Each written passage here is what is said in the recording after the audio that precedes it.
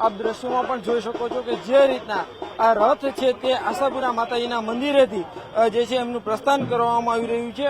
ખાસ કરીને વાત કરવામાં આવે તો જે છે ખેરવા આ મંદિર છે, રથ છે તે અહીંથી સીધો ખેરવા ગામ જશે, ત્યાંથી કણકોટ જશે, કહી શકાય કે સિંધાવદર, કોટડા, ગારિયા સહિતના જે ગ્રામ્ય વિસ્તારો છે ત્યાં આ રથ જશે। ઠેર ઠેર આ રથનું જે છે એ સ્વાગત કરવામાં આવશે। ક્ષત્રિય સમાજ દ્વારા આ રથનું જે છે સ્વાગત કરવામાં આવશે। અત્યારે આપ દ્રશ્યોમાં પણ જોઈ શકો છો કે જે રીતના આ રથ છે તે આશાપુરા મંદિર ખાતેથી પ્રસ્થાન થયું છે। રથને પ્રસ્થાન કરાવતા પહેલા કહી શકાય કે ક્ષત્રિય મહિલાઓ છે તેમના દ્વારા આ રથનું પૂજન કરવામાં આવી રહ્યું છે। આ રથમાં કહી શકાય કે જે છે અત્યારે અલગ અલગ જે છે આશાપુરા માતાજી સહિતના અલગ અલગ ફોટાઓ પણ રાખવામાં આવ્યા છે। હાલ કહી શકાય કે જે છે અત્યારે આ રથ રાજકોટ શહેરના પેલેસ રોડ ઉપર આવેલા આશાપુરા માતાજીના મંદિર ખાતેથી પ્રસ્થાન થઈ ચૂક્યો છે।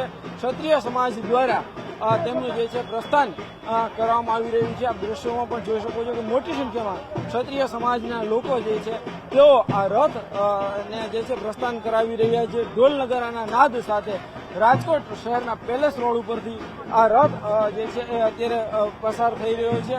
સ્થાનિક લોકો પણ અત્યારે મોટી સંખ્યામાં છે। શું કહેશો અત્યારે રથ? જય ભવાની, જય ભવાની।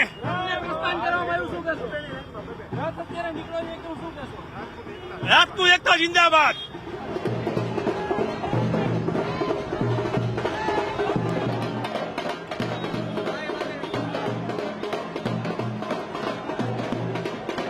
આવી ચૂંટણી મારે લડવી નથી તો એનું એ નિવેદન હોય તો હજી પણ એમ થાય કે બરાબર છે આ દેશને ક્ષત્રિયોની જરૂર છે। પરસોત્તમભાઈની વાત સાચી છે।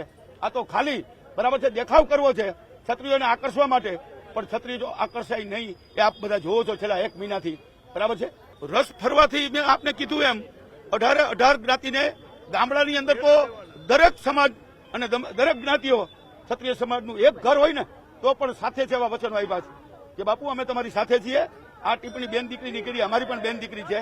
લોકશાહીમાં જ્યારે ઇતિહાસનું હનન થઈ રહ્યું છે, અસ્મિતા, નારી અસ્મિતાનું હનન થઈ રહ્યું છે, ત્યારે ક્ષત્રિયના નિયમ પ્રમાણે, ક્ષત્રિયના લોહી પ્રમાણે ઇતિહાસ રચવો એ ક્ષત્રિયનો ગુણધર્મ છે। સત્ય સામે લડાઈ કરવી, નીતિ અને જાગૃતતા સાથે આગળ વધારવી, આ અભિયાન હેઠળ ધર્મરથ ગુજરાતના દરેક જગ્યાએથી ખૂણે ખૂણે અને દરેક તાલુકે ગામડે ગામડે ફરી અને ધર્મનું આહવાન કરશે।